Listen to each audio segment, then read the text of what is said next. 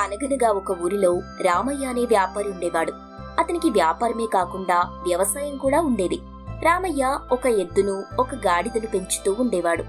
ఎద్దును పొలం పనులకు ఉపయోగించేవాడు. ఏదైనా వ్యాపారం పని మీద వెళ్లినప్పుడు గాడిద మీద ఎక్కి వెళ్లేవాడు. రామయ్య ఇంటి దగ్గర ఉండేటప్పుడు గాడిదకు ఏ పని ఉండేది కాదు. హాయిగా కడుపు నిండా మెక్కి సరదాగా కాలక్షేపం చేసేది. రామయ్యకు జంతువులు మాట్లాడుకునే భాష తెలుసు. అవేం మాట్లాడుకుంటున్నా విని దాన్ని బట్టే వాటిని అదుపులో పెట్టుకునేవాడు.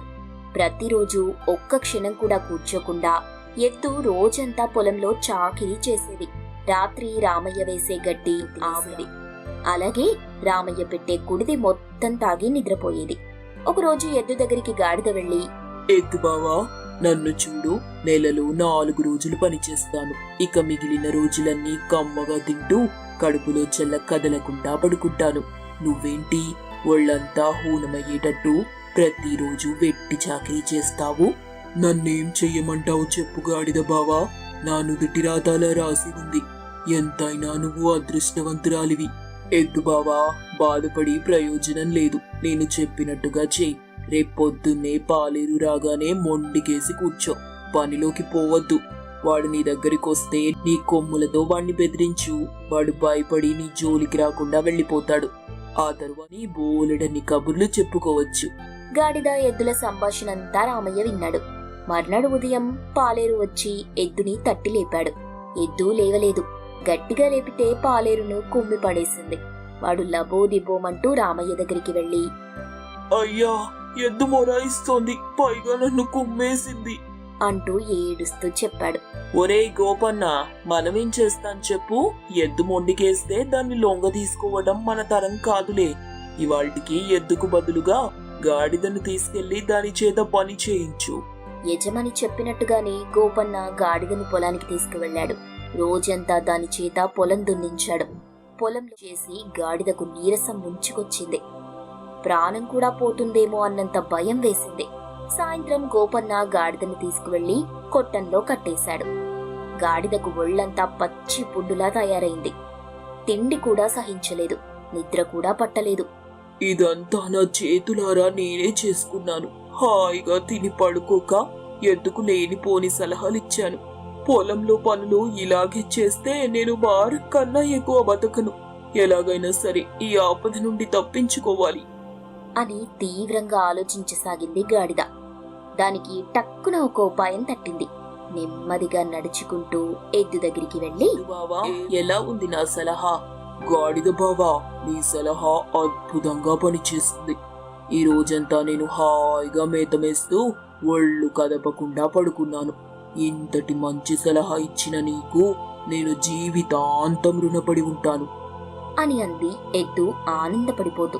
అయ్యో ఎద్దు బావా, అసలు నీకు జీవితం అనేది మిగిలుంటే కదా నువ్వు నాకు రుణపడిపోవడానికి. అదేంటి గాడిద బావా, అలా మాట్లాడుతున్నావేంటి? ప్రస్తుతం నాకొచ్చిన ప్రమాదం ఏంటి అని భయం భయంగా అడిగింది ఎద్దు. ఏం లేదు ఎద్దు బావా, నేను పొలం వెళ్ళొచ్చేటప్పుడు మన యజమాని పాలేరు మాట్లాడుకుంటుంటే విన్నాను. మన ఎద్దు మొరాయిస్తోంది కదా, దాన్ని మేపడం ఎందుకు దండగా? రేపు గనక అది మన మాట వినకపోతే దాన్ని తీసుకువెళ్లి కాసాయి వాడికి అమ్మేసి కనీసం 4 డబ్బులొస్తాయి అని మన యజమాని చెప్పాడు. నువ్వు నమ్మవు గాని ఎద్దు బావలు వినగానే నా గుండెల్లో దడ పుట్టుకొచ్చింది. ఒకవేళ అదే చేస్తే కాసాయివాడు నిన్ను నిర్దాక్షిణ్యంగా ముక్కలు ముక్కలుగా కోసి పారేస్తాడు. అప్పుడే నీకు నిండు నూరేళ్లు నిండిపోయాయని బాధగా ఉంది.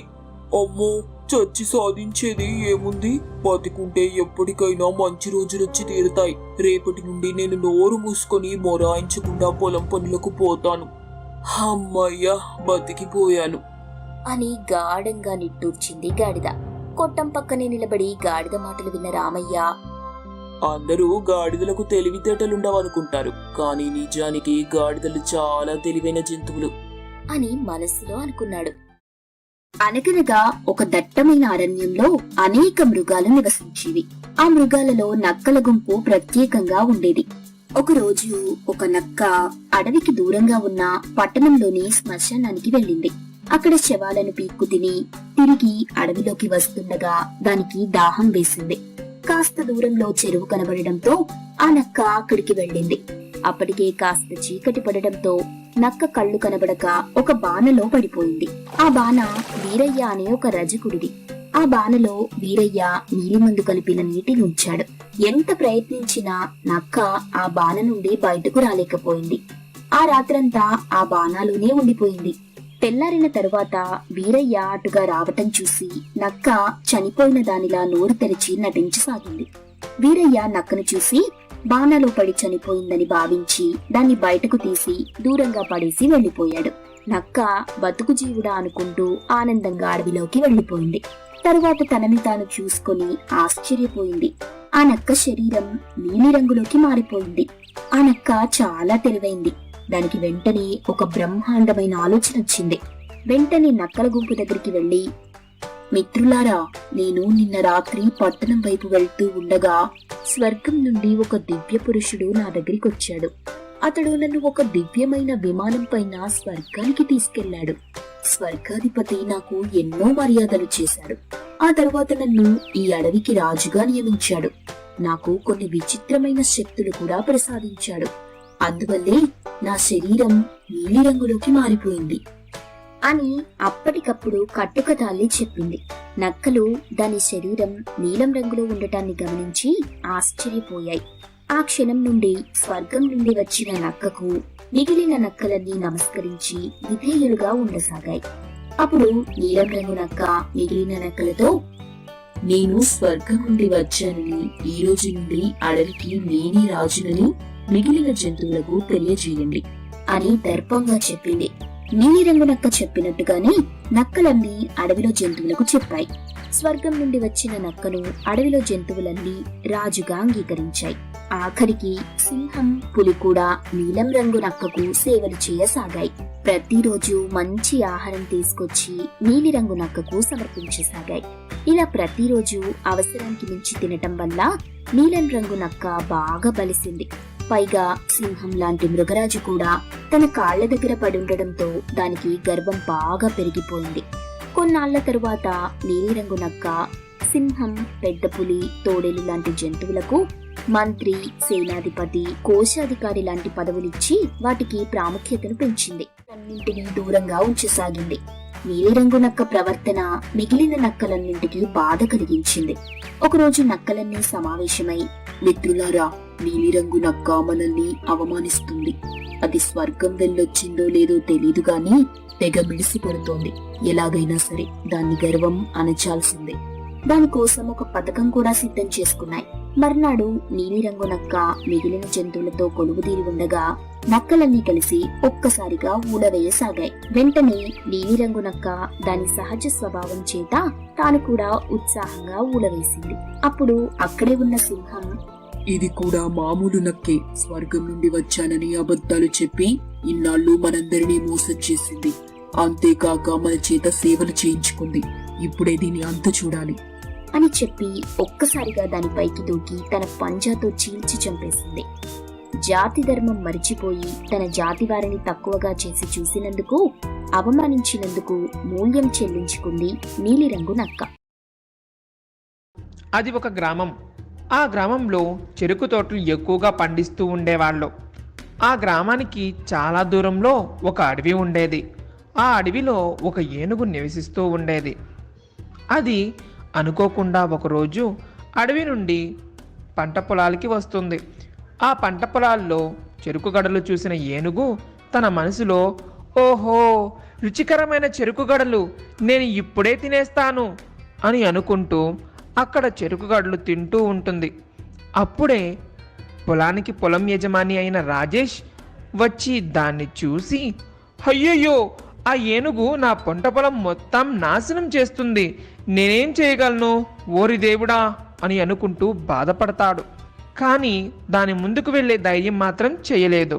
అలా ఏనుగు ప్రతిరోజు ఎవరో ఒక పొలంలోకి వెళ్ళి ఆ పంటని తింటూ, హబ్బా, ఇంకా రోజు ఇక్కడికే వస్తాను, ఎంత తీయగా ఉన్నాయో ఈ చెరుగ్గళ్ళు అని అనుకుంటూ తన జీవితాన్ని కొనసాగిస్తూ ఉంటుంది.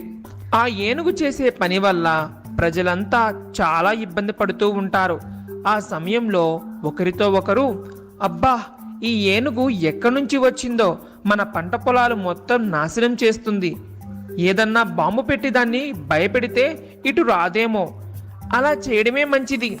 వాళ్ళు మాటలు వింటున్న రాజేష్, వద్దు, అలా చేస్తే ప్రమాదవశాత్తు ఆ ఏనుగు చనిపోయే అవకాశం ఉంటుంది. అలా చెయ్యొద్దు.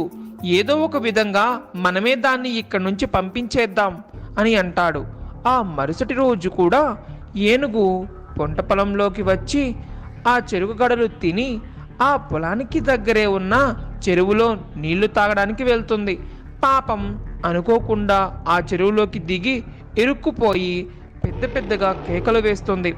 ఆ అరుపులు విన్న చుట్టుపక్కల మనుషులు దాన్ని చూస్తూ, ఆహా, ఎన్ని రోజులకి ఒక మంచి పని జరిగిందో.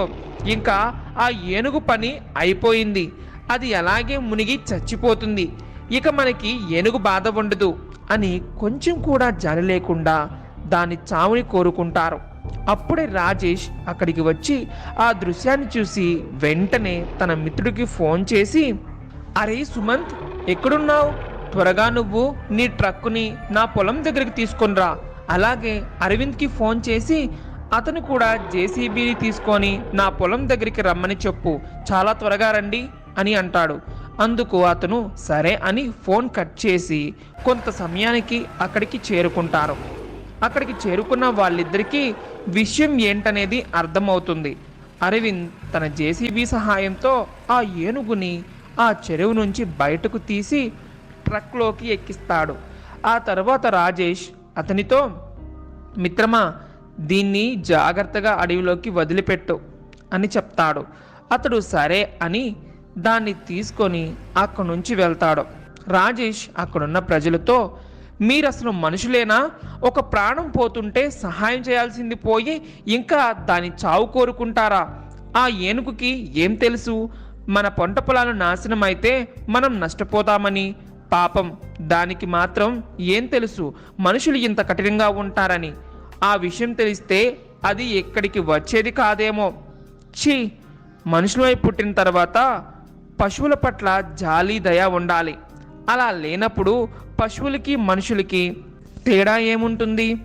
మనుషుల కంటే నిరూపించారు. అవి ఒక ముద్ద పెడితే విశ్వాసంగా పడి ఉంటాయి అని కోపంగా వాళ్ళకి బుద్ధి వచ్చేలా మాట్లాడతాడు. ఆ మాటలు విన్న వాళ్ళు సిగ్గుతో తలదించుకొని అక్కడి నుంచి వెళ్ళిపోతారు. నిజమే కదా, పశువులు తెలియక తప్పు చేస్తాయి. అంత మాత్రానికి మనుషులమైన మనం వాటి ప్రాణాలు బలి తీసుకోవడం చాలా తప్పు. రాజేష్ లాంటి మంచి మనుషులు ఉన్నారు కాబట్టే మూగజీవులు బ్రతికే ఉంటున్నాయి. లేకపోతే